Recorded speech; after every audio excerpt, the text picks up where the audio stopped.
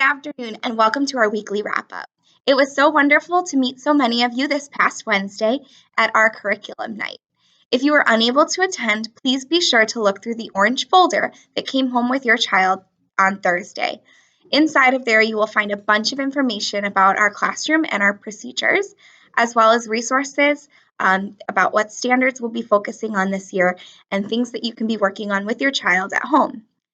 Those of you that were able to attend, as well as unable to attend, in the back of that packet, you will find 3 resources for Reading A to Z or Kids A to Z, Prodigy, and Extra Math. These are all online resources that the students will have access to both in the classroom and at home.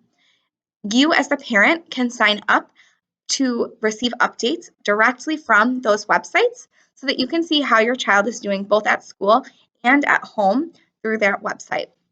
If you have any questions about how to log into those or what the report is looking like or what you're reading about, please feel free to let me know. This week in the classroom, we continued learning about how to pick good fit books. The students have continued to talk about why they're reading the book, if they like the book, if they can understand the book, and if they know the words that they're reading. So these are all things that we'll continue to practice. The really big thing that I'm trying to stress with the children is that they are choosing the books that they're reading. And even if they don't know all of the words, if they know most of the words, that's still a positive book for them to be reading. And they can also read the pictures, which I know I talked with some of you about at curriculum night. This week in writing, we talked about how authors take even the smallest idea and turn it into a big story. It doesn't have to be a great, big, amazing event. It could be something as simple as spilling the markers on the floor, which is something that we did and we wrote a whole story about in our classroom. You can also help to remind them when they're writing at home to think of an idea, any idea that they can write about. And if they're struggling with finding an idea, think of something that happened to them. It can be as simple as how they ate dinner that night or what they ate for dinner that night. This week in math, we continued practicing our math games that we learned last week, number line squeeze and penny dice.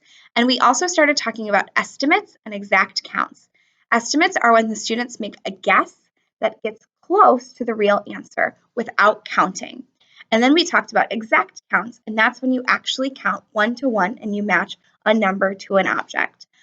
We'll continue practicing this strategy throughout the year. Today, the children just practiced, and you'll see in their folder a worksheet where they traced some objects, and they had to make an estimate of how many objects there were, and then they were allowed to count the exact number and make a comparison between their exact count and their estimate. In this week, we had our special discovery science, which is something that is very fun for the students.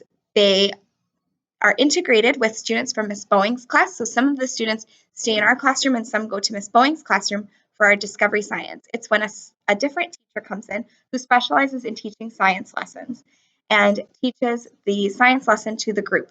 The teachers are all amazing, and the students had so much fun getting to know other students at post school, as well as learning about their 5 senses this week. I just want to remind you that next Friday, September 27th, we have a school improvement day. So the students will be in session from 9 a.m. to 12 p.m., but we will dismiss at the 12 p.m. bell. You should not send a lunch with your child, as they will not be eating lunch here at post school. But you should still send a snack because we will still have snack in the morning. If your child will be getting home a different way than they usually are, please make sure you let me know either by writing me a note or sending me an email or by contacting the office before 3 p.m. on Friday. If you have any questions, feel free to reach out to me via email or the Class Dojo. I hope you have a wonderful weekend.